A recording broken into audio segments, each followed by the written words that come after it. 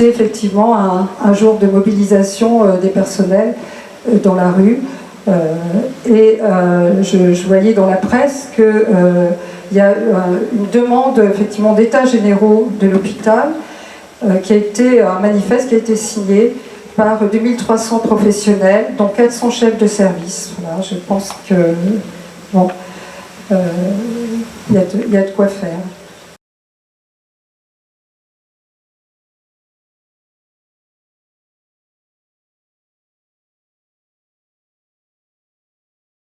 Retour du même qu'on assiste, hein, la répétition, les psychanalystes, vous connaissez bien ça. À son retour et à son aggravation en termes d'inégalité, de destruction des services publics, d'exploitation, de mépris de la démocratie et donc du peuple. Alors, une question à votre égard, est-ce que le mouvement des Gilets jaunes, on peut justement le voir comme la version moderne d'Andersen, dans lequel l'enfant révèle que le roi est nu, et de ce fait l'imposture du pouvoir, son illusion? Pour notre actuel président de la République, la nation s'apparente à une start-up, et celles et ceux qui sont hors compétition dans un monde soumis à la concurrence tous azimuts ne sont rien, hein, selon ses propres termes. Alors c'est, si j'ai bien compris, le paradigme du moment Macron, puisque c'est le sous-titre de votre livre « La nudité du pouvoir », moment qui a débuté bien avant la présidentielle, et du point de vue notamment de la stratégie d'hégémonie néolibérale, hein, c'est un vrai projet totalisant de société. Alors la question c'est comment reprendre la main, c'est-à-dire ni plus ni moins du pouvoir sur nos vies et une puissance créatrice pour changer le système afin que l'avenir ne soit pas catastrophique. Et j'ai retrouvé aussi dans un monde sans esprit que vous faisiez allusion, enfin vous parliez de Camus qui disait déjà à son époque qu'il vivait une époque tragique, et vous aviez commenté en disant mais c'est parce qu'elle est tragique qu'elle est intéressante. Voilà, et puis plus loin, mais le temps presse, demain ne saurait attendre.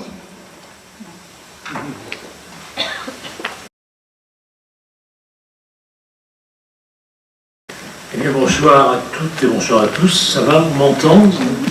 Pas de problème? Alors d'abord, un grand merci à Florence Delzon, parce qu'elle a presque dit l'essentiel de ce que je vais pouvoir déplier devant vous. Elle a même donné quelques citations. Je vais garder précieusement. Et puis un grand merci aussi de m'avoir invité. Un grand merci à l'association donc Jean-Jacques Rousseau, le soutien à la librairie, si je vais m'envoyer Jean-Jacques Rousseau, de cette invitation. Merci donc aussi à la présidente, à Claire Jacquière, et puis merci aussi à l'Union de la psychiatrie, l'Union syndicale de la psychiatrie, de ce soutien. Bon, alors écoutez, je vais essayer d'entrer un petit peu dans le vif du sujet, mais là aussi vous avez un petit peu, j'ose dire, mouillé le pétard que je pensais lui. Mais c'est pas grave. Donc, je pensais parler de l'autorité, domination et pouvoir. Pour faire vite et pour faire simple, la modernité dont vous avez parlé, je pense qu'il faudra qu'on insiste encore tout à l'heure dans le débat, la modernité, elle est confrontée dès le début à la question de l'autorité de sa crise. Pour reprendre tout le travail d'Hannah Arendt, mais bien évidemment, même avant Hannah Arendt, on peut reprendre Baudelaire. Qu'est-ce que c'est que le moderne? C'est le contingent, le transitoire, l'éphémère. Donc à partir de ce moment-là, il y a une temporalité, si vous voulez, qui vient défier ce qu'il est né de la tradition et du rapport à la mémoire. Alors vous avez parfaitement raison, on peut le dire déjà tout de suite. Macron, qui se prévaut de la modernité, n'est pas dans la modernité, mais dans ce que Benjamin appelait la mode. C'est-à-dire l'univers piaffe sur place. C'est-à-dire que ça paraît justement nouveau, et c'est de l'ancien. D'ailleurs, pour aller vite et pour faire ça, les réformes d'Emmanuel Macron sont la reprise d'une certaine manière des réformes néolibérales de 1980 de Ronald Reagan et de Margaret Thatcher. Bon, ça, juste pour réagir par rapport à votre proposition. Donc, si vous voulez, cette crise de la modernité, nous n'en finissons pas, si j'ose dire, de devoir la traiter, va simplement la subir, et c'est le grand problème, effectivement, que de pouvoir articuler les temps. On reviendra aussi sur cette question. Lorsque l'autorité est en crise, qu'est-ce qui s'accroît? Ce qui s'accroît, c'est le pouvoir normatif. C'est la raison pour laquelle, aujourd'hui, plus que jamais, vous êtes pris dans des dispositifs de servitude volontaire, des dispositifs de soumission sociale, si vous voulez, que constituent les formes actuelles de l'évaluation. Non pas, en quelque sorte, la capacité de produire de la valeur, mais d'une certaine manière, la dévalorisation, le discrédit de ce que vous faites afin de vous insérer dans un réseau de surveillance, de contrôle et de normalisation. On reviendra aussi sur ce point. Donc, je crois que c'est essentiel de bien comprendre que ce pouvoir normatif ne va faire que s'accroître. Et je terminerai tout à l'heure justement mon exposé sur cette question du point de vue politique, non pas parce que les gens sont méchants, non pas parce qu'ils sont autoritaires, c'est pas ça, c'est parce que nécessairement la perte de substance, si vous voulez, de la capacité de gouverner, c'est-à-dire de conduire les conduites, comme disait Foucault, cette perte de substance éthique et politique, du coup, elle tend à être remplacée par autre chose qui est de l'ordre des contraintes normatives. Qu'est-ce que c'est qu'une norme? On va dire très rapidement, les normes, pour citer Canguilhem, c'est la somme des exigences imposées à des existences. Donc aujourd'hui, il va y avoir de plus en plus un déploiement, si vous voulez, d'évaluations qui viennent vous prescrire en quelque sorte les normes corrigeant votre comportement. Toujours au nom, bien sûr, de la santé, d'où effectivement la biopolitique des populations, du bien-être, ou bien de la sécurité, ou encore une fois, de la richesse, c'est-à-dire de l'économie. On reviendra sur tout ça. On m'entend mal? On m'entend mal. Vous m'entendez mal? Ça va? Bon, ben, je vais le mettre comme ça et là comme ça. Là, c'est bon? Très bien, parfait. Alors, peut-être pour faire vite et pour faire simple. La domination, c'est beaucoup plus simple. Il faut relire Max Weber, bien sûr. Les logiques de domination, elles consistent d'une certaine manière à ce que la volonté des dominants soit devenue l'impératif des dominés. C'est-à-dire qu'ils se sont appropriés les ordres sans que ces ordres aient même à être énoncés. Donc voilà, j'ai un peu situé l'autorité, le pouvoir et la domination. Alors, peut-être rapidement, pour introduire ce débat, une citation d'Hannah Arendt. Puisque l'autorité requiert toujours l'obéissance, on la prend souvent pour une forme de pouvoir ou de violence. Pourtant, l'autorité exclut l'usage de moyens extérieurs de coercition. Là où la force est employée, l'autorité proprement dite a échoué. S'il faut vraiment définir l'autorité, alors ce doit être en l'opposant à la fois à la contrainte par force et à la persuasion par argument. Donc, voyez, on est d'entrer là dans le jeu, c'est-à-dire que l'autorité, c'est d'une certaine façon une parole d'évidence. C'est quelque chose qui vient s'imposer, encore une fois, comme une évidence. Alors, puisque vous avez bien voulu citer mon avant-dernier livre, donc La nullité du pouvoir, comprendre le mouvement Macron, pour honorer, si j'ose dire, le sous-titre sur comprendre le moment Macron, je vais citer Machiavel, puisque, comme vous le savez, Macron a une passion pour Machiavel. C'est une de nos passions partagées, puisque il cite aussi souvent Camus et également Machiavel, et j'adore Machiavel. Machiavel écrit « Tout le monde voit bien ce que tu sembles, mais bien peu ont le sentiment de ce que tu es. Et ces peu-là n'osent contredire à l'opinion de grand nombre, qui ont de leur côté la majesté de l'État qui les soutient.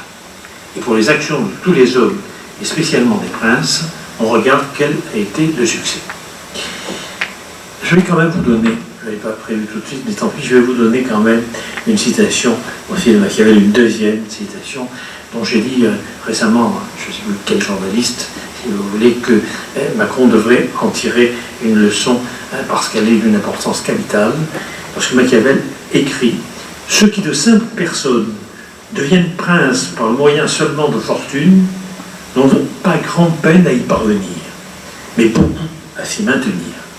Ils ne trouvent pas fort mauvais chemin au commencement, car car ils y volent, mais toutes les difficultés naissent après qu'ils sont en place. Et c'est peut-être déjà une réponse à votre question sur les gilets jaunes. Alors, si on veut comprendre les... Je croiserai un petit peu mon topo sur, si vous voulez, sur deux axes. Un premier axe, effectivement, concernant notre relation intime au pouvoir. Un deuxième axe, peut-être, sur cet élément, cet événement quand même imprévu que constitue l'élection d'Emmanuel Macron à la magistrature suprême. Sur le premier axe, c'est-à-dire quels sont les ressorts intimes de notre relation au pouvoir. Au-delà de la question de la servitude volontaire, tout à fait magistralement dépliée par la Boétie, au-delà bien sûr de toutes les analyses marxistes que l'on peut faire, ou de Bourdieu, que l'on peut faire en termes de lutte des classes, rapport de force, etc., je crois qu'il y a, et vous l'avez cité, il y a quelqu'un qui nous dit l'essentiel de ce qu'il en est, de ce besoin aberrant que nous avons de nous donner, si j'ose dire, n'est-ce pas, un maître, c'est-à-dire un gouvernement. Il s'agit du conte d'Andersen, Mélédie, 1837, Les habits neufs de l'empereur. C'est un conte que j'adore, que je raconte toujours dès que j'en ai d'ailleurs l'occasion. Donc je ne mets pas, bien sûr, en privé ce soir, si vous m'y autorisez, bien sûr. C'est un conte formidable. Alors, Freud en parle d'ailleurs dans l'interprétation des rêves, mais il l'interprète simplement comme un rêve d'exhibition. Je crois qu'il y a plus que ça. Et je crois que ce conte nous dit aussi l'extraordinaire hypocrisie sociale des adultes par leur assujettissement par conformisme et, en quelque sorte, la puissance de révolte de l'enfance, de l'innocence. On y reviendra parce qu'on pourrait déplier philosophiquement les choses de manière tout à fait dense et sérieuse, peut-être dans le débat, autour de cette part d'enfance qui constitue sans doute la substance même de la révolte et du désir d'émancipation. Alors, le conte. Il y avait de longues années, vivait un empereur qui n'aimait rien tant que les beaux habits. On disait de lui, l'empereur est dans sa garde-robe. Aujourd'hui, on dirait qu'il est dans sa com, et comme dit l'autre, ça coûte un pognon de taille. Ce désir de plaire et de se montrer était tel qu'il finit par succomber à une escroquerie.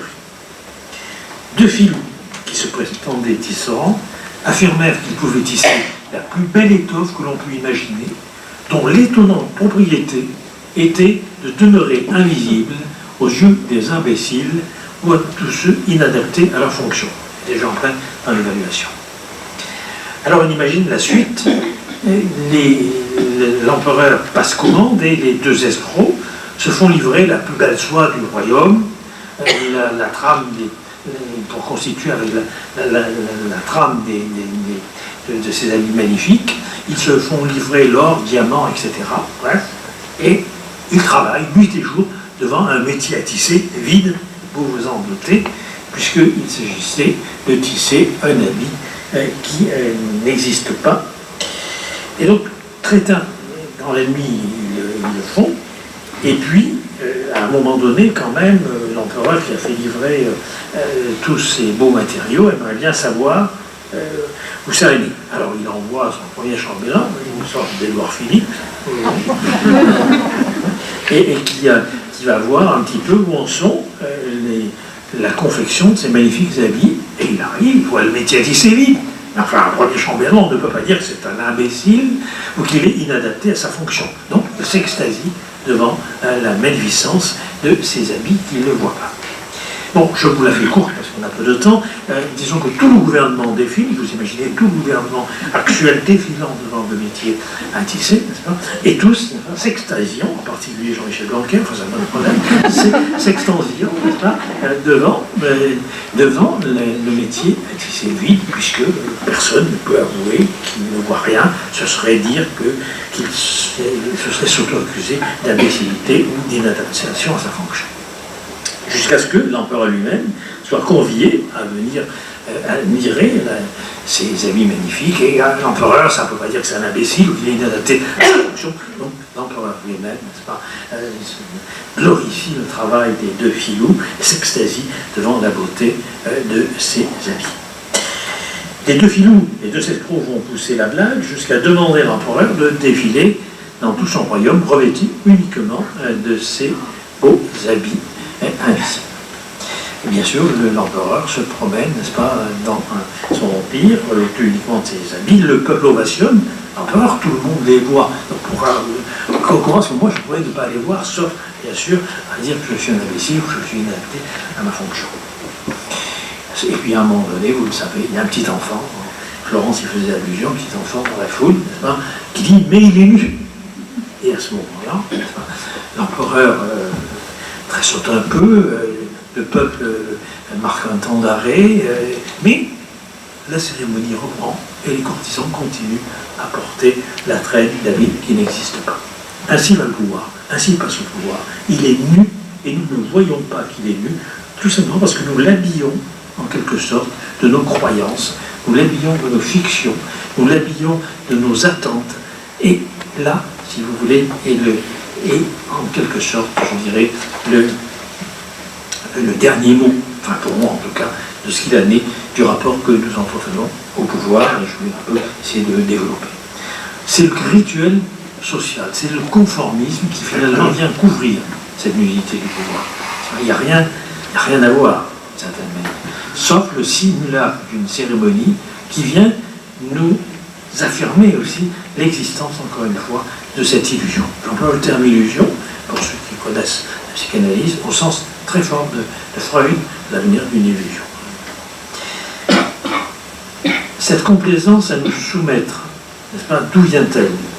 D'où vient-elle, si ce n'est justement de l'efficacité symbolique produite par la coagulation de nos attentes collectives, par la précipitation de ces attentes dans des récits, dans des croyances. Et même ceux qui s'opposent toujours en rapport, n'est-ce pas, avec justement ces fictions, ces croyances, n'est-ce pas, je reviendrai, n'est-ce pas, les formes résistantes. Je vais d'ailleurs dire un mot tout de suite, l'hypothèse tout de suite, parce que moi je suis un peu fatigué, parce que j'ai pas mal voyagé pour venir jusqu'à vous, et j'ai quand même eu quelques patients ce matin aussi. Alors, donc, vous voyez, il y a une phrase très forte de Foucault, quand Foucault dit « Si vous voulez connaître la nature d'un pouvoir, il faut analyser les formes qui y résistent. » Et donc, si aujourd'hui vous voulez connaître la nature du pouvoir macronien, il faut effectivement analyser les formes qui y résistent. On en parlera donc tout à l'heure. Donc, même dans la résistance, même si vous voulez dans la révolte, nous sommes toujours prisonniers des croyances, des fictions, des récits de notre époque. Nous sommes contemporains au sens fort, n'est-ce pas, de notre époque.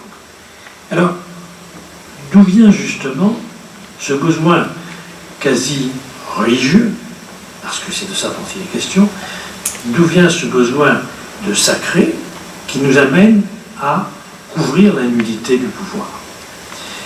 Quelqu'un comme Durkheim, qu'on a toujours placé du côté de fondateur d'une sociologie positive qui considère les faits sociaux dans leur objectivité pour en extraire en quelque sorte les lois, on est passé à côté de quelque chose, c'est que Durkheim, ce qu'il ne cesse de dire aussi, c'est qu'il n'y a aucune catégorie sociale qui n'ait été précédée d'une catégorie religieuse. C'est-à-dire que la religion, nous dit Durkheim, est au cœur du fonctionnement social. Sans le sacré au cœur du fonctionnement social, il n'y aurait pas de société. Vous retrouvez pour vous la même chose chez Jaurès, je n'ai pas le temps de citer Jaurès, mais Jaurès dit quelque chose comme ça, une des conférences de 1893, n'est-ce pas? Sans religion, il n'y a pas de société. Alors, quand je dis sans religion, il ne faut pas croire que la religion soit simplement, n'est-ce pas, le monopole des églises. Il y a par exemple une spiritualité laïque. Camus, Jaurès nous invite en permanence à cette spiritualité laïque. Il va de soi que la Troisième République a essayé à plusieurs reprises, si vous voulez, d'instituer des cérémonies, des récits et des croyances sacrées qui visaient en quelque sorte à donner à la République ce que, d'une certaine façon, il craignait d'avoir perdu par le geste d'un régicide. Et ça, vous l'avez en permanence. Je crois que, à l'oublier, nous nous privons, n'est-ce pas? Et nous nous privons justement de cette, comment dire, de cette substance fondatrice du politique qui provient, comme le droit, comme la religion, bien sûr, qui provient du sacré. Si le sacré est bien au cœur du fonctionnement social, vous avez par exemple chez Paul Valéry aussi une phrase que je vous donne au passage, tout état social exige des fictions. Si le sacré est bien au cœur du fonctionnement social, s'il fonde le droit et la morale, les institutions et la politique, un mystère demeure, alors c'est celui de savoir ce qui psychologiquement me contraint à cette décision de feindre ensemble, de croire dans les magnifiques habits de l'empereur qui n'existent pas. Donc qu'est-ce qui psychologiquement nous pousse à adhérer aux croyances et à simuler les cultes sacrificiels qu'elles prescrivent? Déclarer quelqu'un sacerdoce, vous le savez, c'est l'exclure d'une communauté que cet acte sacrificiel renforce. Il n'y a pas de communauté sans sacrifice au sens fort du terme. On va reprendre René Girard. Mais je crois que c'est, pour faire vite et pour faire simple, si vous voulez, je voudrais insister sur ce point, n'est-ce pas? C'est du côté du sacré que se fonde justement l'autorité du politique. Et effectivement, aujourd'hui, il y a d'une certaine manière une espèce de désacralisation du pouvoir qui fait suite à ce désenchantement du monde dont parlait Max Weber à propos du capitalisme et qui, encore une fois, lui fait perdre d'une certaine manière ce caractère sacré.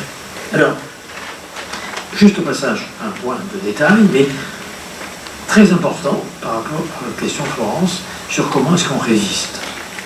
Ce ne sont pas les lumières de la raison, n'est-ce pas, qui font tomber le masque de cette servitude volontaire collective. C'est la voix d'un enfant. Et c'est un point très précieux dans la construction du texte, n'est-ce pas? C'est pas du côté, on va dire autrement, c'est pas du côté d'une analyse critique, rationnelle, si vous voulez, des dispositifs de servitude et de soumission qu'on peut s'en émanciper.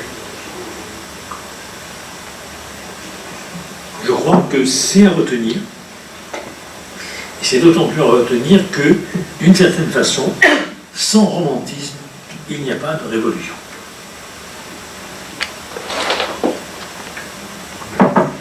C'est la limite justement d'une analyse matérialiste.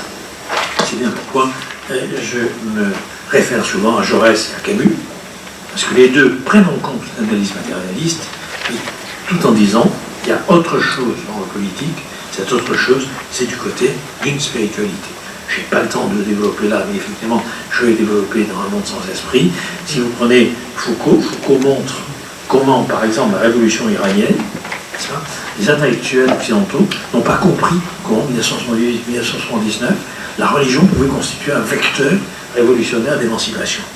Et Foucault dit, parce qu'ils n'ont pas compris qu'au-delà du désir de destituer le régime corrompu du Shah, ce qu'ils réclamaient, c'était une nouvelle forme d'ascèse afin de se fabriquer eux-mêmes.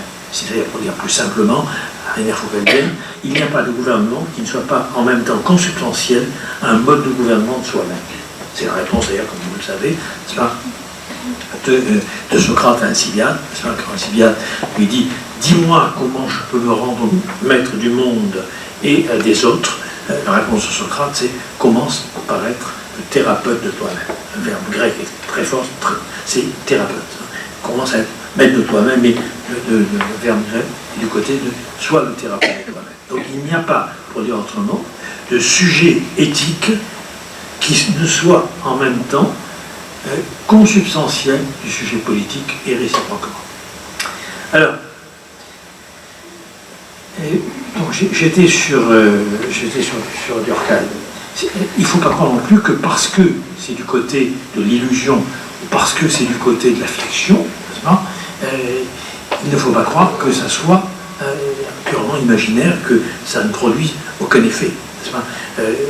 Encore une fois, quelqu'un par exemple comme Hobbes, le Léviathan, l'État comme monstre marin qui confisque toute la violence et l'agressivité de chaque individu, parce que chaque individu a peur de mourir. La peur comme émotion politique, avant d'être une émotion subjective, si j'ose dire, même Hobbes dit, oui, mais l'État n'est rien sans les fictions. Hobbes dit, ils fictionnaient, ils croyaient à leur fiction. C'est-à-dire que si vous ne croyez pas au pouvoir, d'une certaine manière, vous l'en dépossédez. Il peut y avoir des résidus, il peut y avoir des reliquats, il peut y avoir des oppressions, et il n'empêche quelque chose tôt ou tard. Quelqu'un comme Durkheim dit également l'idée même de société est l'âme de la religion. renvoie donc de manière tout à fait étroite, je vais rapidement passer là-dessus, il renvoie de manière tout à fait étroite, si vous voulez, à cette idée qu'il y a une efficacité symbolique, pour parler comme Lévi-Strauss, il y a une efficacité symbolique de ces croyances qui déterminent en quelque sorte les activités, les pratiques, les manières de penser le monde des humains. Alors, ça va, je crois que j'ai été bon. On pourrait aussi, mais on le fera peut-être dans le débat, revoir cette question avec ce que Bourdieu appelle les révolutions symboliques. C'est-à-dire, à un moment donné, c'est très important parce qu'aujourd'hui, nous avons une révolution symbolique. C'est le numérique. C'est le numérique. Le numérique n'est pas seulement une technique. C'est pas simplement, si vous voulez, quelque chose de pratique. Le numérique est une révolution symbolique qui nous amène à penser autrement le monde et en dépouillant le monde d'un certain nombre de données qui n'entrent pas dans le canal de la numérisation. Qu'est-ce que c'est que la révolution symbolique? C'est en quelque sorte la manière de se convertir à une autre manière de penser le monde, de penser l'autre, de se penser soi-même. Et c'est cela qui est extrêmement important. Alors, le pouvoir. D'abord, le pouvoir, je dirais à la manière de Foucault, dans un texte superbe de 1982 sur le sujet de la relation au pouvoir, le pouvoir n'existe pas, en quelque sorte, sans sujet libre. Ça peut vous paraître paradoxal, mais c'est pourtant essentiel. Il n'y a de pouvoir que sur des hommes libres. Dans la relation maître-esclave, il n'y a pas de relation de pouvoir. Et une relation de contrainte, de saturation, d'une détermination de la relation telle qu'il n'y a pas de marge de manœuvre jusqu'à, pourrait-on dire, la révolte de l'esclave. Donc c'est un point très important sur lequel Foucault insiste en permanence, d'où la fameuse phrase « Si vous voulez connaître la nature du pouvoir, il faut analyser les formes qui y résistent ». C'est-à-dire que la relation de pouvoir suppose que le sujet puisse obéir et donc renoncer en quelque sorte à cette détermination, eh bien, s'y opposer. Il n'y a pas, Hannah Arendt le dit aussi à propos de l'autorité, c'est autre chose, l'autorité implique une obéissance dans laquelle les hommes gardent leur liberté. Donc, vous voyez, ce degré-là est extrêmement important. Qu'est-ce que c'est que la liberté? La liberté a été très bien définie au XIXe siècle par Pierre Leroux.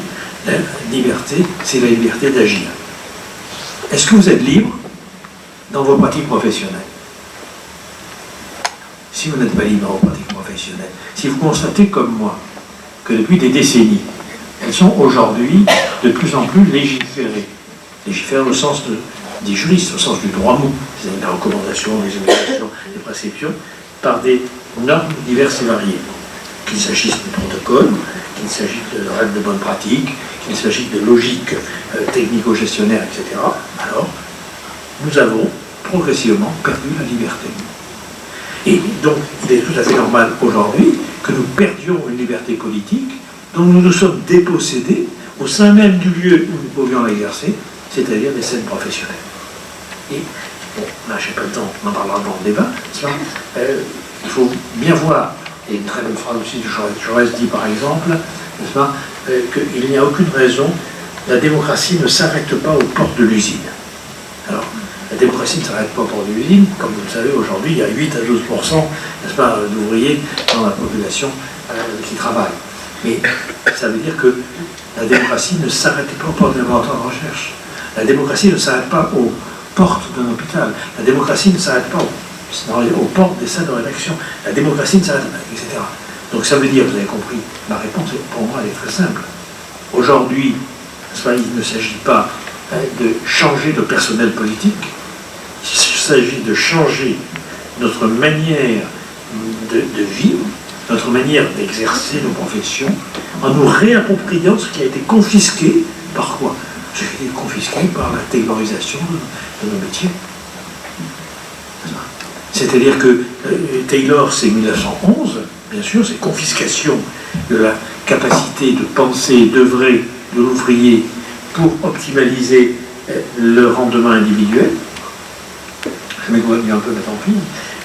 C'est-à-dire qu'en gros, si vous lisez l'Organisation scientifique du travail, c'est quoi? C'est des experts qui viennent avec le chronomètre à la main, essayer de déterminer, c'est du Béchard qui vient, c'est essayer de déterminer quels sont les schémas de comportement les plus à même d'accroître le rendement individuel. Et on dit à l'ouvrier, n'est-ce pas, il a réussi à tripler le rendement individuel dans certaines situations. On dit, à un échange, tu abandonnes donc ta décision artisanale, ta volonté artisanale, ta liberté artisanale, en échange, tu as une prime de salaire. Aujourd'hui, la prime de salaire, c'est pas la peine, parce que les gens du marché du travail, vous avez bien compris que garder son poste et en soi déjà une prime. Donc, vous voyez, ça, c'était vrai. Alors, ça a été, on l'a étudié en 1929, vous avez de très beaux travaux de Krakauer, un copain de Walter Benjamin, que j'adore Krakauer, avec les employés, il montre que ça, après ça n'a pas été compliqué. C'est-à-dire qu'après ça s'est étendu à l'ensemble des métiers. Regardez par exemple, je crois qu'il y a pas mal de soignants aujourd'hui. Il y en a pas mal. Bon. Regardez un film, un documentaire que j'ai plusieurs fois eu l'occasion de débattre, n'est-ce pas? Ça s'appelle Dans le ventre de l'hôpital.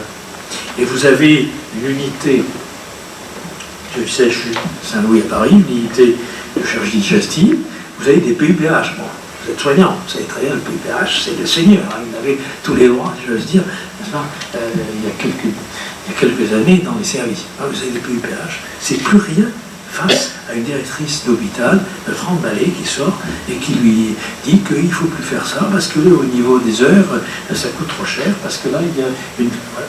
Donc, à partir de ce moment-là, nous avons accepté, bien malgré nous, je parlerai de l'université si vous voulez, nous avons accepté bien d'être placés sur les fourches codines d'une logique technico-gestionnaire qui nous a conduit à abandonner notre liberté professionnelle et à partir de quoi nous avons, si j'ose dire, abandonné notre liberté politique. Le reste n'est plus que secondaire par rapport. Donc, vous me posez Florence la question, c'est pas compliqué. Pour moi, c'est sur les scènes professionnelles que nous devons récupérer la liberté de vivre. Je peux vous dire, j'ai été directeur de laboratoire de recherche, j'en ai créé quelques-uns, j'ai été expert au ministère de la Recherche, j'ai été au Conseil national des universités dans la section, j'ai été vice-président et président. Je peux vous dire que progressivement, j'ai vu comment nous perdions la main. C'est-à-dire comment, en quelque sorte, des critères normatifs étaient imposés de telle façon que nous n'avions plus à décider. Par exemple, là où j'ai commencé à refuser les expertises, c'est quand on m'a dit, ben voilà, il y a une liste de revues, tout ce qui n'est pas, en même temps c'est pire, hein, tout ce qui n'est pas sur cette liste ne vaut rien, c'est invisible. Tout le travail que vous faites dans l'accompagnement du soin d'un patient qui ne rentre pas dans les critères de la T2A ou de la VA est invisible, donc n'a pas d'existence sociale, donc ne compte pas. Et donc vous fabriquez un certain type de soins, si on peut encore parler de soins. Donc à partir de ce moment-là, souvenez-vous de cette phrase de Marx très importante, n'est-ce pas? Quand on produit, on ne produit pas que des biens et des services, on se produit en produisant. Et en se produisant, on produit un type d'humanité. Eh bien, vous avez la réponse à la question de savoir quel type d'humanité nous fabriquons aujourd'hui avec, en quelque sorte, cette curatelle technico-gestionnaire qui nous est imposée. Alors, je reviens, ça je peux en parler très longtemps, parce que comme vous savez, c'est un de mes dadas, parce que c'est une de mes plus grandes souffrances existentielles, moi qui ai cru longtemps dans l'université. J'ai rêvé, très jeune étudiant, d'être assistant à l'université. J'ai été très jeune maître de conférence, j'étais professeur, très jeune, j'ai eu cette chance-là, j'ai monté pas mal de labos de recherche, etc. Et j'ai eu progressivement l'impossibilité de travailler. Pourquoi? Parce que même au niveau de la recherche, il faut répondre à des appels d'offres. Même au niveau de la recherche, par exemple, j'ai eu pendant longtemps des gens qui venaient inscrire à l'université, au niveau d'une thèse de doctorat, leur expérience clinique de médecin généraliste, de psychologue, de travailleur social, etc. Puis un boulot, on va dire, mais c'est pas possible. Tu n'as droit qu'à diriger 6 thèses, puis attends, j'en ai 30. Bon, et 6 thèses, et il faut que ce soit des gens qui ont moins de 25 ans, ils doivent faire leur thèse en 3-4 ans, etc. Il faut qu'elle soit cofinancée avec un organisme privé, c'est progressivement, diriger une thèse ne m'intéressait absolument plus. Comme si vous voulez participer à des exercices, ça ne m'intéressait plus. Je veux dire qu'il y a là quelque chose, comprenez bien que, après je reviens à mon premier, je reviens à mon tout, mais comprenez bien que les normes que nous pouvons acquérir sur nos lieux professionnels ne sont pas que des normes professionnelles. Comprenez bien que ces normes-là, c'est ce que Bourdieu appelle des habitus, c'est-à-dire une disposition à penser et à agir de cette manière. Et donc, regardez d'ailleurs, même la manière dont aujourd'hui, en quelque sorte, ces normes, c'est-à-dire la somme des exigences imposées dans l'existence, qui viennent s'insérer entre cuir et chair, nous les actualisons ensuite dans les relations privées, dans les relations professionnelles, dans les relations amoureuses. Regardez la manière dont on va sur un site de rencontre, on y va comme un entretien d'embauche. Regardez la manière dont on fait un match, sur les sites de rencontre, c'est pareil, il y a des cases, c'est pareil. Il y a là quelque chose, vous voyez, ça c'est une barbarie technique. C'est pas la technique, j'aime la technique. On va vous en parler longuement si vous voulez aussi. C'est pas ça le problème. C'est qu'en gros, la technique est devenue le moyen par lequel on assujettit l'humain en disant c'est plus efficace. Alors bien sûr, au niveau, je vous donnerai des exemples, tout à l'heure c'est un peu de temps, au niveau du soin, c'est terrible, c'est terrifiant. Alors, je reviens quand même à mon topo. La relation de pouvoir, si vous voulez, je vous l'ai dit au début, n'est-ce pas, la relation de pouvoir n'est pas une relation d'autorité, elle n'est pas une relation de violence, elle n'est pas une relation de contrainte. L'exercice du pouvoir, Louis Foucault, je le cite, consiste à conduire des conduites et à aménager leur probabilité. Le pouvoir, au fond, est moins de l'ordre de l'affrontement entre deux adversaires, ou de l'engagement de l'un à l'égard de l'autre, que de l'ordre du gouvernement. Et Foucault précise. Il faut laisser à ce mot la signification très large qu'il avait au XVIe siècle. Il ne se référait pas seulement à des structures politiques et à la gestion des États, mais il désignait la manière de diriger la conduite d'individus ou de groupes. Alors, faisons un pas de plus, n'est-ce pas? Le gouvernement, c'est pas seulement ce qui se passe à Matignon, à l'Élysée, à l'Assemblée nationale, au Sénat. Le gouvernement, c'est aussi la relation qui s'insinue dans toutes les pratiques professionnelles où un sujet humain est amené à conduire une conduite. Et donc, si vous voulez, ne vous étonnez pas, par exemple, qu'en psychiatrie, on puisse préférer aujourd'hui certaines techniques de rééducation, certaines manières de soigner, pour la bonne raison qu'elles ne sont que le microcosme de ce qui se produit déjà dans le champ du politique. Je vous donnerai tout à l'heure un exemple. Donc je crois que c'est cela qu'il faut bien entendre. Si vous voulez comprendre les réformes bancaires, avec des évaluations en CP et en CE1, j'ai été invité par les enseignants à leur université d'été de l'éducation et les enseignants, c'est un peu les enseignants anti-bancaires pour aller vite, ils nous ont sorti, si vous voulez, les évaluations de CP et CE1, vous les avez passées. Il faut les passer. Moi j'ai 2 doctorats, ma femme a 3 doctorats, on n'a rien compris. On s'est dit, mettre un niveau comme ça, de 5-6 ans en situation, ça doit être frotté mental.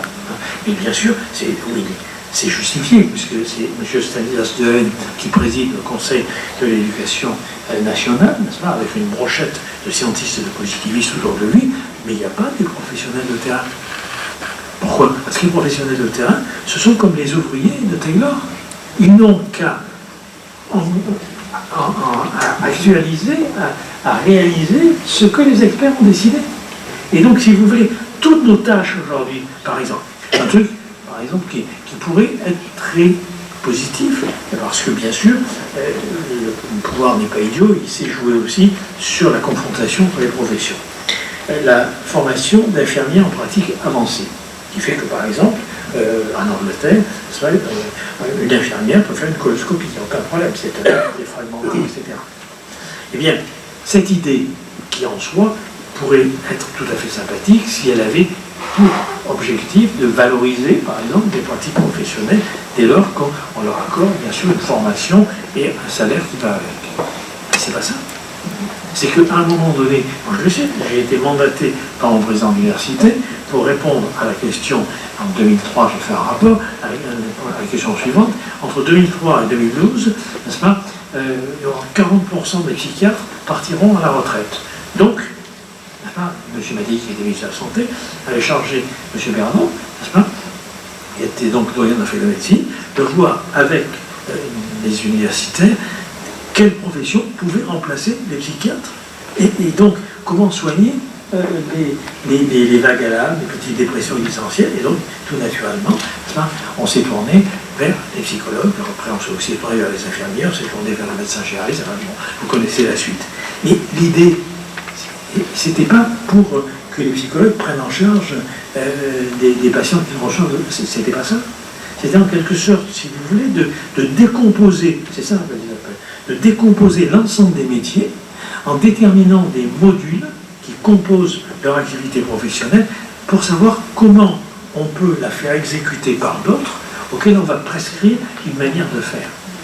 Et là, on perd quelque part justement cette liberté d'action. Alors, ça, oui, il faut bien comprendre que c'est extrêmement important, c'est-à-dire que ce à quoi nous assistons n'est rien d'autre qu'une taylorisation généralisée des métiers. Or, dans une société où tout est organisé, si vous voulez, par le métier, par le travail, rien de pire, dit Hannah Arendt, que d'être un travailleur sans travail dans une société organisée autour du travail, bien évidemment, mais cette prolétarisation, cette taylorisation, c'est ce qu'on appelle la prolétarisation des métiers, cette prolétarisation, elle est en même temps une prolétarisation de l'existence, puisque ce que vous allez acquérir comme manière de penser et d'agir, eh bien, se déduit en quelque sorte de ce que vous avez en quelque sorte agi au niveau professionnel. Alors, je vois que le temps passe et j'ai à peine commencé, donc je suis ravi. Il faut voir que la question de la relation du pouvoir avec cette autorité dont j'ai parlé tout à l'heure, elle est hantée toujours. Et là, je n'ai pas le temps, je veux parler d'autre chose. Elle est hantée par quelque chose qui est très simple, n'est-ce pas? C'est en quelque sorte que celui qui gouverne, celui qui conduit les conduites, il est comme nous, et en même temps, il appartient à un autre registre, le registre de la transcendance, le registre du sacré. J'ai pas le temps, parce que c'est dommage, parce que j'adore, bien évidemment, vous parler de ça. C'est Cantorovitz, bien sûr, c'est les deux corps du roi. Hein. Le roi est mort, vive le roi. Hein. C'est, en gros, il y a la personne, mais cette personne qui incarne, qui corporifie, on pourrait dire en langage lacanien, cette personne qui corporifie en quelque sorte la transcendance, n'est-ce pas? Elle ne détient son pouvoir symbolique, son pouvoir d'efficacité, que justement d'autres choses, c'est-à-dire de cette transcendance-là. Et là, il y a un texte magnifique qu'il faut lire, non seulement Cantorovitz, les deux corps du roi. Alors, Macron connaît les deux corps du roi, il en a parlé au Nouvel Obs, mais je n'ai pas du tout la même lecture que lui, on peut en parler si vous voulez dans le débat. Mais le texte qu'il faut lire, c'est le gros livre de Marc Bloch, Les rois thaumaturges. C'est incroyable, c'est extraordinaire. C'est-à-dire, ces rois qui, dès le milieu du XIe siècle, jusqu'à peu près au XVIIIe, avaient le pouvoir de guérir les écrouelles, le pouvoir par le toucher royal, le toucher des mains, et ils se lançaient d'ailleurs des défis. Si tu en as, il n'est pas comme ça, mais enfin, si tu en as, viens, on va voir qui est le meilleur de nous à guérir justement les écrouelles et les épileptiques. Ça, c'est le roi d'Angleterre, le roi de France. Bon, passons. Donc, vous voyez, ça, il faut bien voir que c'est très important parce que ça donne ce caractère sacré et démoniaque dont je parlais. Le démoniaque, pourquoi on a tellement détesté Machiavel? Parce que Machiavel, à un moment donné, qui est un pratique adorable d'ailleurs, il a un peu une névrose d'échec parce qu'il montre que toutes les conspirations ne marchent pas, il a en plus se mettre devant pour passer c'est notre histoire.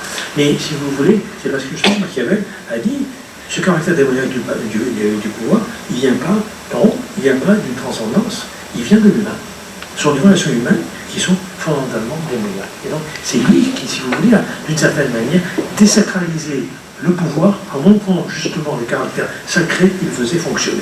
D'où, au début, la citation que je vous ai lue, peu importe ce que tu es, ce qui compte c'est ce que tu parais, parce que c'est ça qui va produire un effet. Alors, juste pour le rituel magique des rois thaumaturges, bien sûr, ça marchait quand on y croyait. Et d'ailleurs, il y a une très belle phrase de Marc Bloch qui dit « Le miracle se produisait parce qu'il était attendu. » Parce qu'il était attendu.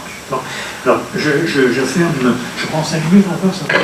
Oui, 5 minutes, ça prend. Alors, donc je ferme tout ça parce que c'est très très important. Bon, inutile de vous dire que, par exemple, lorsque les royalistes, n'est-ce pas, essaient, au moment de la restauration, des ultra-légitimistes, de sacraliser Charles X, n'est-ce pas, ils font essayer, ils tentent de ritualiser Cromwell, ça ne marche pas. Donc, il faut, ça marche bien avec Louis XIV, ça ne marche pas avec Louis XV. Donc, vous voyez, ça, pour nous, si, c'est quand même important. C'est-à-dire qu'il y a quelque chose de l'ordre de l'autre, si vous voulez, auquel on prête justement ce pouvoir et du fait qu'on lui prête justement ça effet. Alors, dans les 5 minutes, je prends 2 minutes pour vous dire quelque chose d'important dont je ne vais pas vous parler. C'est qu'en gros, il faut voir aussi que le besoin intime que nous avons d'instituer des relations de pouvoir provient de quelque chose qui s'appelle la mort.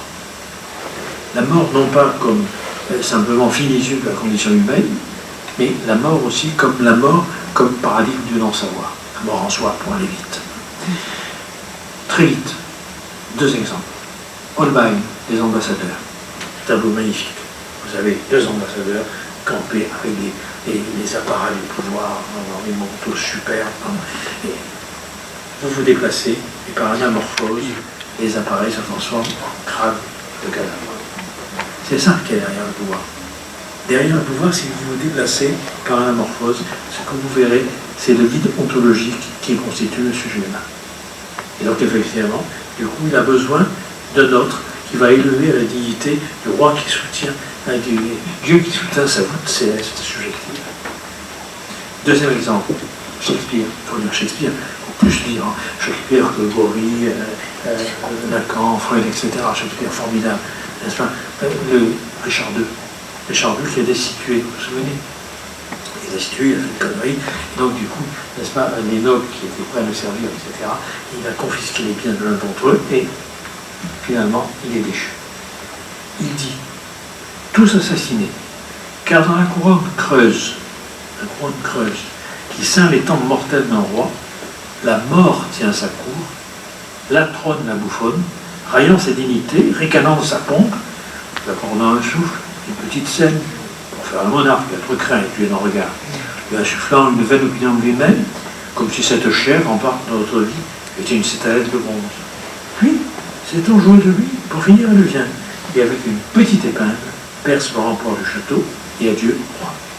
Donc, je n'ai pas le temps de le développer, mais derrière l'image du pouvoir, derrière l'efficacité symbolique du pouvoir, ce qu'il y a, si vous voulez, c'est la mort.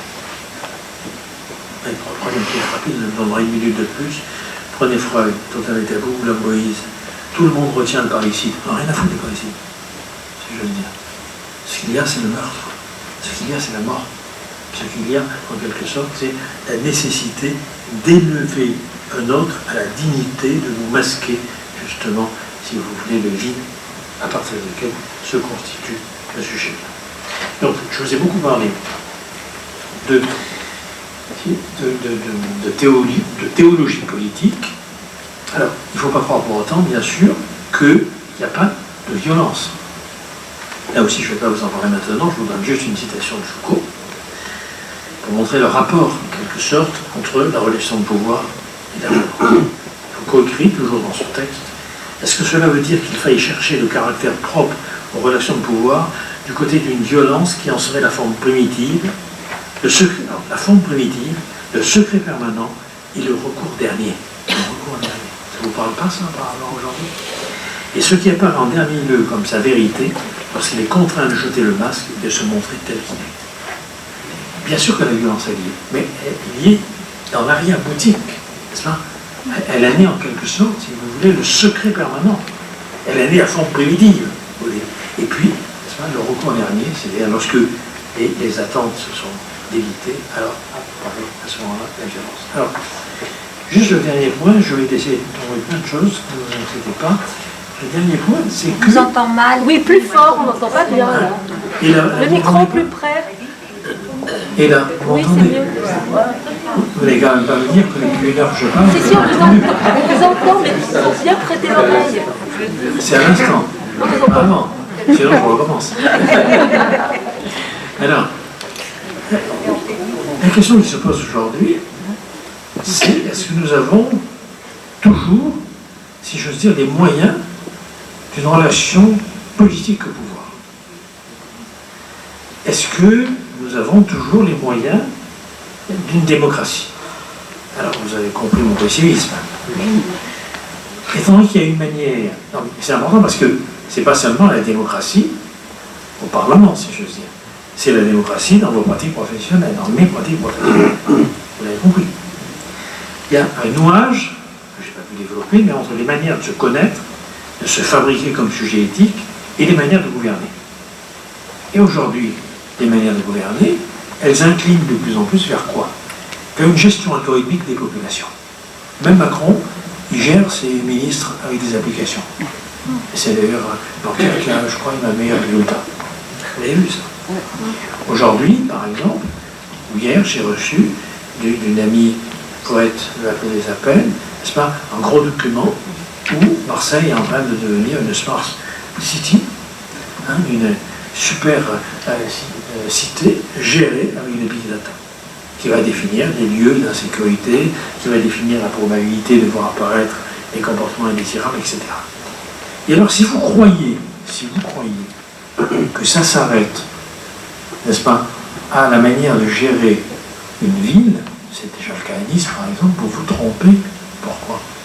Et parce que quand, aujourd'hui, ce sont les échelles actuarielles en psychiatrie qui s'imposent pour déterminer, n'est-ce pas, la dangerosité d'un patient, ça n'est rien d'autre que ça. C'est-à-dire que la partie de la configuration probabiliste, n'est-ce pas, qui constitue l'ensemble des items auxquels il répond, on détermine, n'est-ce pas, le degré de probabilité de voir apparaître le comportement que l'on ne veut pas. Pour terminer, promis. Pour terminer, je vous donne l'exemple plus obscène, mais j'en avais prévu d'autres, on n'en a plus le temps, c'est pas grave. Vous êtes prêts à partir en vacances. Vos bagages sont faits, vos chambres sont réservées, il n'y a qu'un seul problème. Le gouvernement vient d'annuler vos billets d'avion.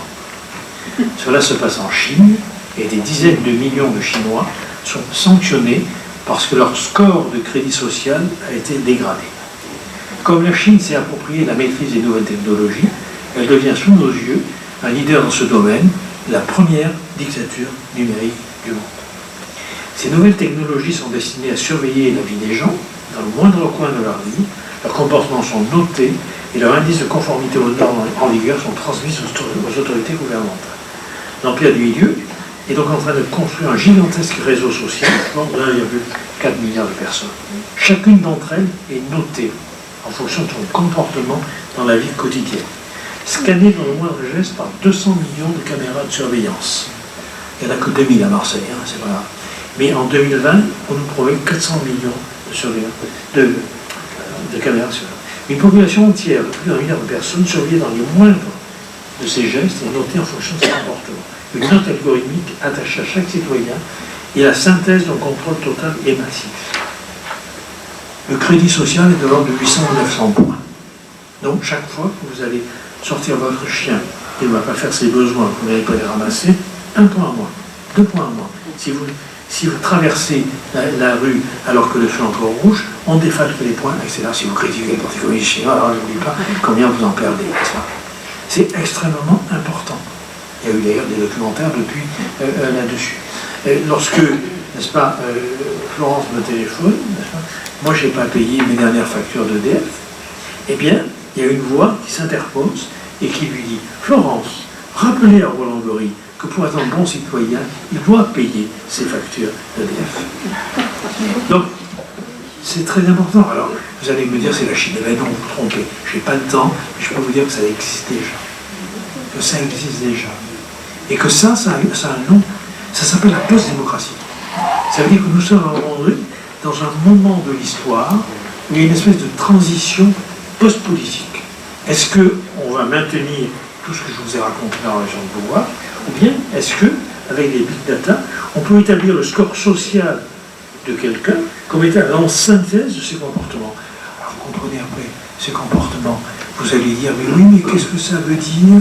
Est-ce que ça a un sens par rapport à ce l'histoire? Mais ils n'en ont rien à foutre, ils n'en ont rien à cirer. Et ça se pratique. C'est-à-dire que pour terminer, Par exemple, je vous avais donné l'exemple déjà d'un individu ingouvernable, si vous vous souvenez de l'expérience de Londres. Les gens qui, depuis la loi de 2012, c'est tolérance zéro en matière d'alcool, parce que quelqu'un est pris sur la voie publique en état d'ébriété et qu'en même temps il est pris dans des bagarres ou des altercations, il est sanctionné, il est puni en prison, etc., amende et compagnie. Mais il peut aussi accepter de porter un bracelet électronique à la cheville avec un appareil qui analyse toutes les demi-heures le taux d'alcoolémie à partir de la sueur. Et donc, à moins de pinte de bière, moins de coupe de whisky, n'est-ce pas, la machine envoie un signal qui finit par envoyer, bien sûr, le récidiviste en prison. Juste ce point. Il ne faut pas, je n'ai pas le temps, mais après tout, c'est vrai, vous avez qu'à acheter les livres chez Florence, et puis bon, n'est-ce pas, c'est Boris Johnson, notamment, qui déclare au Monde, en 2014, il était à l'époque maire de Londres, comme vous savez, pas encore Premier ministre, et il déclare, plutôt que de les punir, les gens, il faut les aider, c'est plus efficace et c'est moins cher. C'est les deux mamelles du néolibéralisme. Hein. Si c'est plus efficace, un langage de machine, on s'en fout complètement de ce que pense le genre, et les gens s'en foutent, mais ils sont efficaces, et moins cher, c'est un langage de comptable. Alors, c'est intéressant parce que on est allé voir ce qui se faisait aux États-Unis, ça se fait déjà dans le Nord aussi, mais ce qui se fait aux États-Unis, si vous voulez, dans ce domaine, et notamment, je crois que c'est dans le Dakota, ils sont allés faire une recherche pour savoir si c'était efficace. Ils sont aperçus qu'effectivement c'était efficace quand les gens portent le bracelet électronique, moins de 5% récidive. Et quand on leur enlève le bracelet électronique, n'est-ce pas, les récidivistes rejoignent la moyenne générale. Et en gros, vous comprenez bien que ce n'est pas simplement une technique, ce n'est pas simplement un truc pratique pour contrôler, surveiller les populations. Hein. En gros, vous avez le surmoi à la cheville, la conscience morale à la cheville, si je veux dire. C'est en gros une fabrique du lien social, c'est une manière de vivre. Et ça se met en place de plus en plus dans les EHPAD, ça se met en place, si vous voulez, chez les employés, ça se met en place dans les hôpitaux et ailleurs. Donc, la question est là, nous sommes là aujourd'hui face à la construction de ce que Deleuze avait appelé les sociétés de contrôle, sauf que certainement il n'avait pas pris la mesure de ce que le numérique allait donner comme moyen considérable, si vous voulez, justement de contrôler. Alors, là encore, je finis là-dessus, mais il faut bien voir que la normalisation, ce n'est pas une exclusion. Pourquoi insister là-dessus? La normalisation, elle est en quelque sorte ce au nom de quoi on peut donner des ordres et conduire des comportements. Vous voyez le lien. Et si cette normalisation, elle passe aujourd'hui par les statistiques, par le numérique, par la technique, par plus besoin d'autorité, plus besoin de théologie du politique, etc.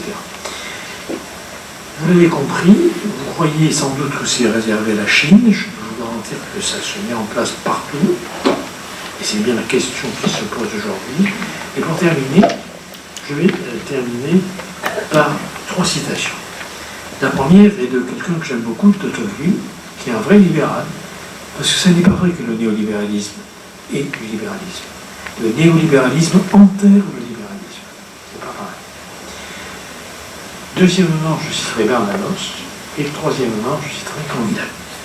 Même si je vous ai tenu un discours de gauche, voire d'extrême gauche, je cite quand même 3 personnes qui étaient plutôt situées dans le camp, si je veux dire, des libéraux. De Tocqueville. Il y a un effet difficile de concevoir comment des hommes qui ont entièrement renoncé à l'habitude de se diriger eux-mêmes pourraient réussir à bien choisir ceux qui doivent les conduire.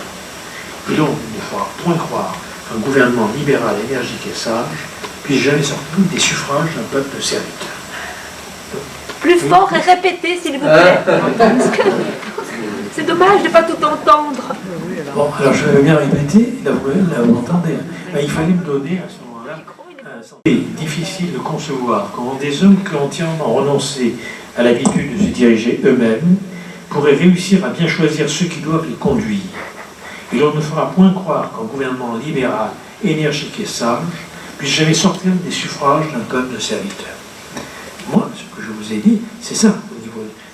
Comment voulez-vous que les gens aient le goût de la liberté si, effectivement, ils se sont habitués à s'en priver sur le lieu où ils passent la plupart du temps pour être reconnus symboliquement et matériellement.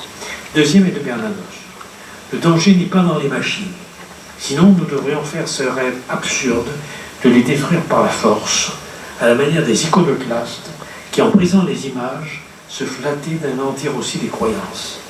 Le danger n'est pas dans la multiplication des machines, mais dans le nombre sans cesse croissant d'hommes habitués dès leur enfance à ne désirer que ce que les machines peuvent donner.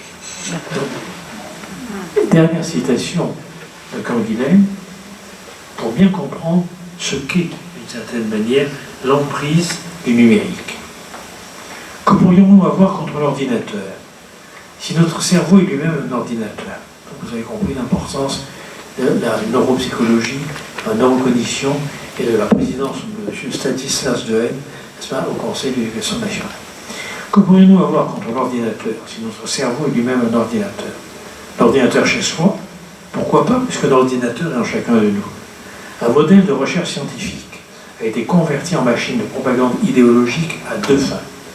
Prévenir ou désarmer l'opposition à l'envahissement d'un moyen de régulation automatisée des rapports sociaux, je vous ai raconté, dissimuler la présence de décideurs derrière l'anonymat de la machine. Il y a toujours des décideurs derrière l'anonymat de la machine. Merci. On voit quelqu'un dans la salle qui pensait à elle, c'est Dominique de Prince. Il travaille sur le big data. Les choses peuvent être encore pires, puisque elle dit qu'avec le passage à la société du big data, on quitte le monde tel qu'on le connaît, qu'on croit le connaître encore, et Macron en est le parangon de ce passage, en ce sens qu'on quitte le monde du probable. Dans le monde du probable, au fond, les choses peuvent advenir, mais elles pourraient peut-être ne pas advenir, tandis que dans le monde du big data, les choses adviendront de toute façon. Le hasard n'existera plus, les aléas non plus. Alors, moi je reste optimiste, je pense que le big data finira par perdre contre le théorème de Gödel, et que l'incomplétude finira toujours par... mais qu'est-ce qu'on peut faire pour renforcer l'incomplétude et que le pouvoir reste tenu?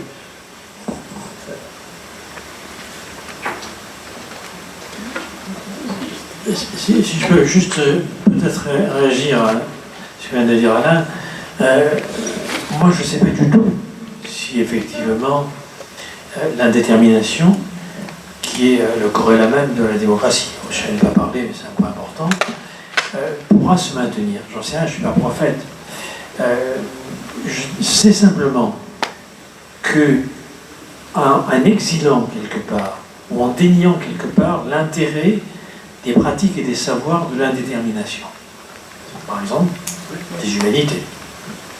Par exemple, de certaines formes de soins, on rend justement moins probable l'émergence de l'indéterminé. Je veux dire, c'est que si la réforme de l'école vont jusqu'au bout, si la réforme de l'hôpital, de l'université, etc. vont jusqu'au bout, la question ne se posera pas, puisqu'on aura tué dans l'œuf tout ce qui était la part d'indéterminé, justement, de l'homme. C'est-à-dire ces savoirs et ces pratiques qu'on exile, sont des savoirs et des pratiques qui sont constitutifs de ce que Hannah Arendt appelle l'humanité de l'homme. Vous savez, quand Jaurès dit par exemple qu'est-ce que c'est l'humanité, Jaurès dit l'humanité, c'est pas une transcendance. L'humanité, c'est pas chaque individu. L'humanité, c'est cette part qui en chacun lui fait refuser la fatalité économique ou biologique. Ça ne veut pas dire non plus qu'il n'y a pas de facteur économique, qu'il n'y a pas de détermination biologique. Ça veut dire que ce qui vient constituer en quelque sorte l'humanité de l'homme, c'est justement cette lutte contre la détermination. Oui, alors je voulais vous remercier vraiment de cette pédagogie du discernement, on va dire, mais justement, à la fois ça ouvre quelque chose, mais à la fois on se dit on est coincé, puisque vous dites le big data, c'est une curatelle, enfin, entre autres, c'est une curatelle technico-gestionnaire. Comment peut-on, dans certains métiers, moi je suis à la retraite, mais comment peut-on conserver cette liberté de faire dans la mesure où il y a justement ce carcan. Et que sinon, si vous n'êtes pas content, on prend quelqu'un d'autre. Donc c'est vrai, alors vous disiez aussi, le pouvoir ne marche que si on y croit. Bon alors, pourquoi tout le monde prend des ordinateurs et de plus en plus est dépendant, commande par Amazon et tout? C'est bien de critiquer, mais chacun rentre, comme vous dites, ça se fait, on voit c'est pratique et tout, c'est une belle carotte. Et en fait, tout le monde mange la carotte en disant, bah oui, mais un jour on aura un fil à la pâte et on aura peut-être plus de carottes, mais que des navets, enfin voilà. Donc, je trouve qu'on est dans une dualité aujourd'hui très importante parce qu'il y a une liberté de conscience, mais il y a une sorte de, comme vous dites, là j'ai bien aimé ce mot, une curatelle technico-gestionnaire et le big data qui apparemment va recentrer vers moins de probabilités, moins de hasard. Donc finalement c'est le meilleur des mondes qui fait un peu peur. Hein. Voilà.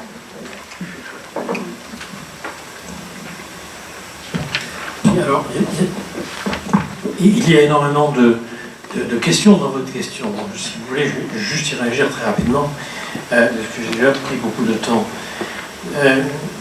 Moi, je croyais l'avoir dit, je l'ai dit à demi-mot, mais je crois qu'il nous faut défendre la biodiversité des savoirs et des pratiques. C'est-à-dire que souvent, quand j'ai été interrogé sur la crise écologique, j'ai dit que la crise écologique, c'est un vrai et un faux problème. C'est un vrai problème parce qu'on massacre d'une certaine manière l'avenir de nos enfants et l'avenir de la Terre et de l'humanité, c'est évident. Et c'est un faux problème parce qu'on ne se rend pas compte que c'est la partie émergée de l'iceberg. C'est-à-dire qu'il y a une crise beaucoup plus profonde, qui est une crise anthropologique. C'est-à-dire pourquoi voulez-vous que nous puissions traiter de manière plus humaine la Terre, si j'ose dire, que nous ne nous traitons nous-mêmes, que nous traitons les autres.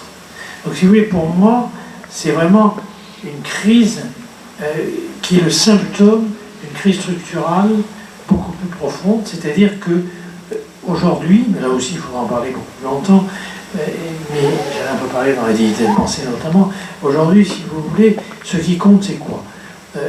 Lyotard, Jean-François Lyotard l'avait tout à fait bien vu en 1979. Il avait rendu un rapport formidable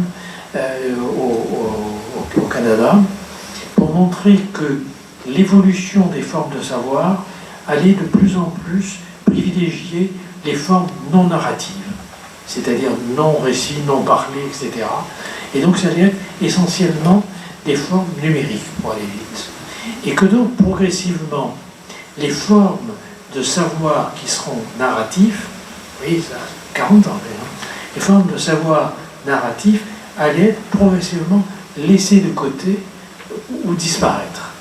Et c'est ce à quoi nous assistons aujourd'hui. Alors, pourquoi les formes numériques? Ce n'est pas apparemment de la science. À la Paix des Appels, nous avons pas mal de scientifiques et qui s'arrachent les cheveux quand ils voient l'usage qui est fait, si vous voulez, des mathématiques. C'est pas ça. C'est parce que ce qui est chiffré constitue l'interface avec la logique de la marchandise.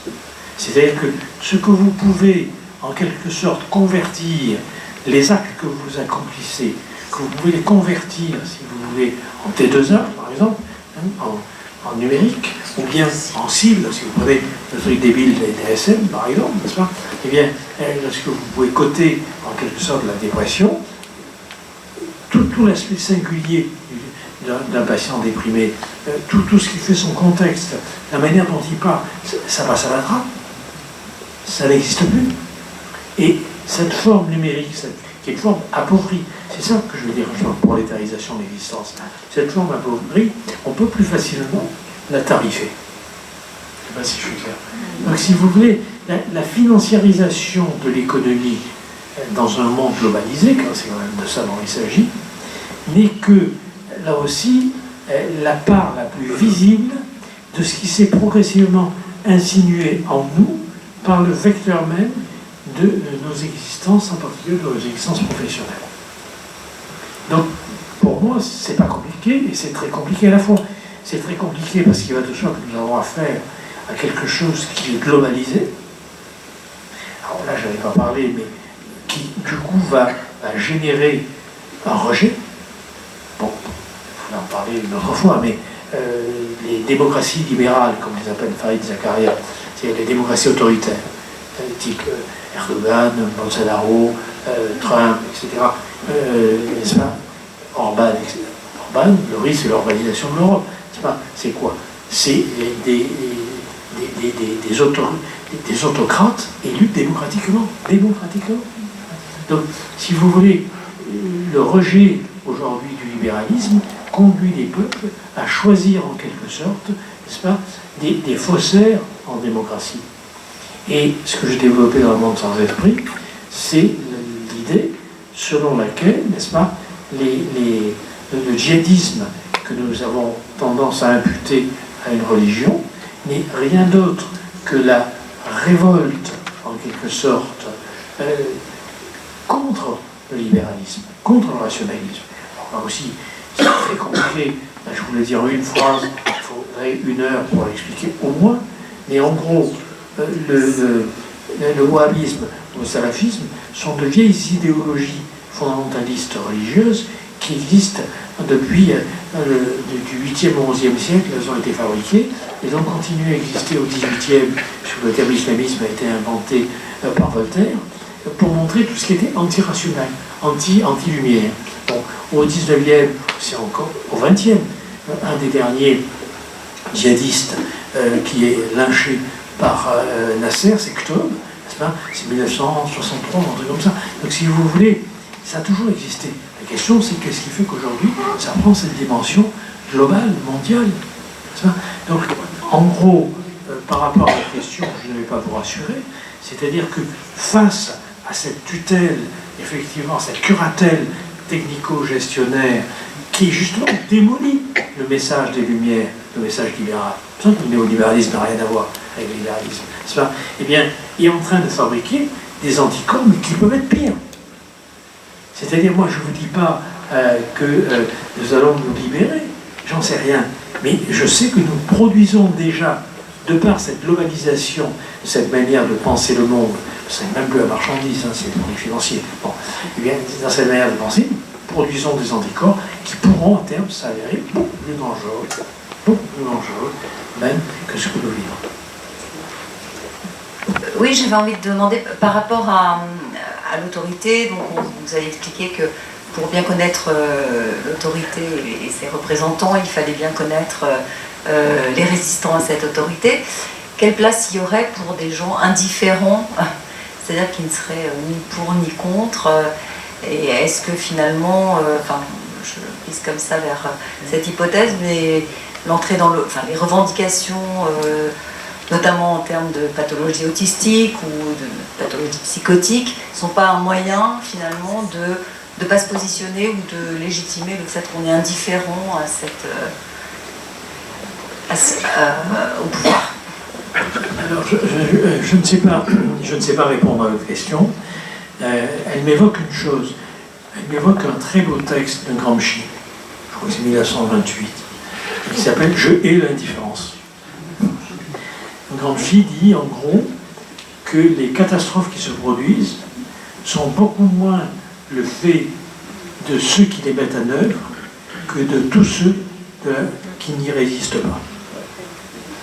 Donc, si votre question elle est du côté du politique, si vous voulez qu'on prenne George Orwell, qu'on prenne Gramsci, on prenez qui vous voulez, il va de soi que l'apathie est souvent le résidu du désespoir en politique.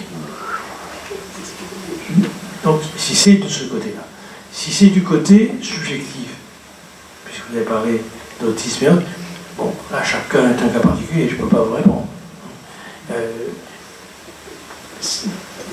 Personnellement, je ne crois pas, face à un certain nombre aujourd'hui de misère, qu'on puisse être indifférent. En tout cas, pas dans le champ du névrosé que je suis.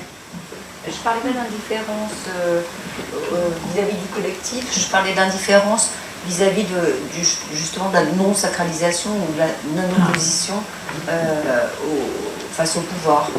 C'est-à-dire c'est le côté, enfin juste de la sacralisation en fait. Ben, si vous voulez, oui, parce que d'une certaine manière, alors vous êtes en train là de me piéger, parce que vous êtes en train de définir ce que serait une psychanalyse réussie. C'est-à-dire qu'après avoir transéventiellement élevé son analyste en tant que sujet supposé savant ou pouvant, n'est-ce pas, et après l'avoir haï, donc destitué, il vous devient indifférent. Non sans produire de la dépression. Oui, on peut en parler comme ça, mais pas politiquement. Pas politiquement. Politiquement, Hannah Arendt, elle décrit dans la société de masse un individu passif, amorphe et désolé.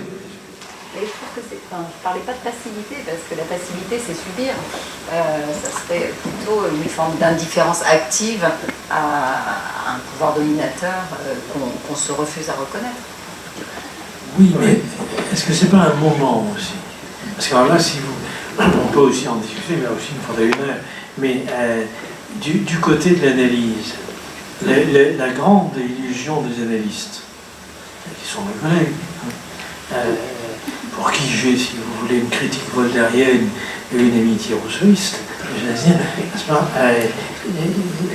l'illusion des analystes, c'est que ce qui a été acquis à un moment donné va se conserver tout le temps. Et c'est pas vrai.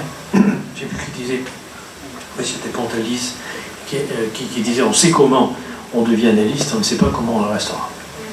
Donc si vous voulez, ce que vous êtes en train d'évoquer, si j'ai bien compris, hein, c'est du côté, par exemple, ce que certains appellent le désêtre, mais l'illusion, c'est de penser que le désêtre est, si j'ose dire, garanti définitivement. Ça n'est pas vrai. Ça n'est pas vrai, c'est un moment. Et en plus, ça entre en contradiction avec autre chose, qui est la notion de liberté. Hannah Arendt, dont je m'aperçois que nous partageons avec Alain une grande passion, pour Hannah Arendt, la liberté requiert la présence autrui. Donc on ne peut pas être libre seul.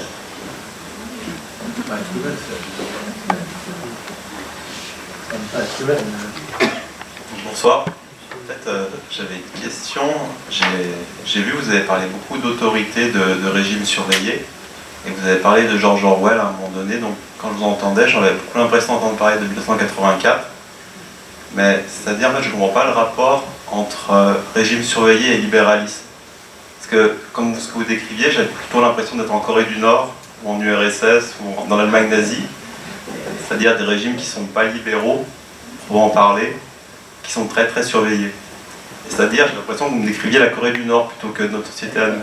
D'ailleurs, vous avez parlé de la Chine, qui est un régime communiste, qui est défini comme communiste, pas libéral.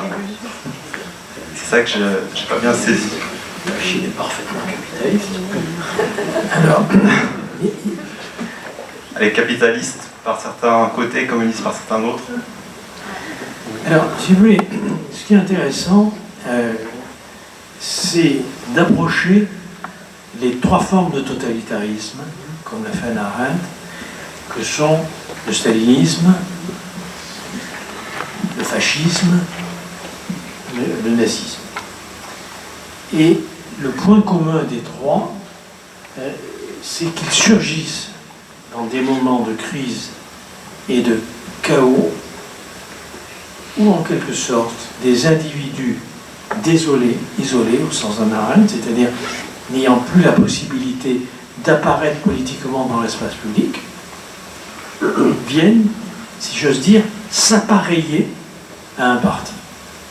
S'appareiller en tant que, à ce moment-là, ce parti va les prendre en charge, voyez, en leur fournissant les besoins matériels, la reconnaissance symbolique, les uniformes, tout ce que vous voulez.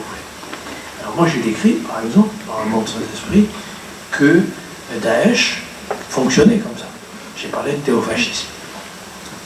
Alors, après, l'erreur serait de considérer que stalinisme, nazisme, fascisme, totalitarisme, sont des événements historiques et géographiquement localisés.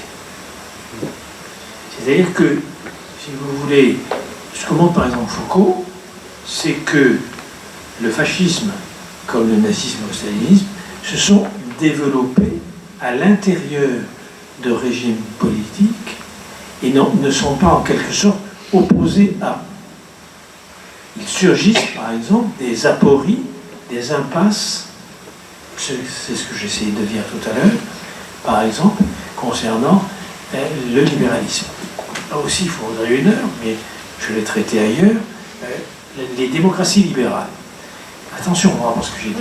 Les démocraties libérales sont prises depuis le début, ça c'est un début ingouvernable, historiquement parlant, dans une contradiction structurelle entre le message d'émancipation des Lumières, tel que Kant le porte en 1784, et le courage de savoir, sort de l'état de minorité dans lequel tu te complètes toi-même, sois autonome. Très beau message. Très beau message qui va donner notamment, n'est-ce pas, le printemps des peuples, 1848, l'Europe, au nom des Lumières, au nom de la liberté, se révolte partout.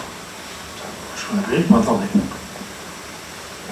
Vous allez avoir ensuite, c'est là où je voudrais me permettre d'attirer votre attention, ce libéralisme philosophique, qui est formidable.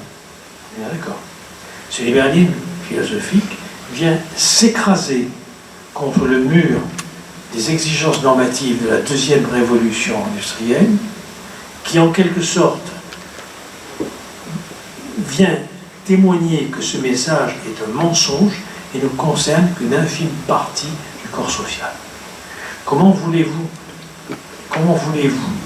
n'est-ce pas, considérer que les enfants de 8 ans, 10 ans, qui descendent dans les mines, que les femmes, n'est-ce pas, il faut lire le très beau poème de Victor Hugo, Mélancolia, n'est-ce pas, où vont ces enfants, etc., vous vous souvenez, aucun ne sourit, ils vont travailler, ils vont réussir. Comment voulez-vous considérer que ces humains, dont on confisque la capacité de penser, par une organisation de plus en plus cruelle du travail, on puisse en appeler à leur loi morale et à leur raison critique? Il y a là un mensonge. Ça donne quoi, ce mensonge?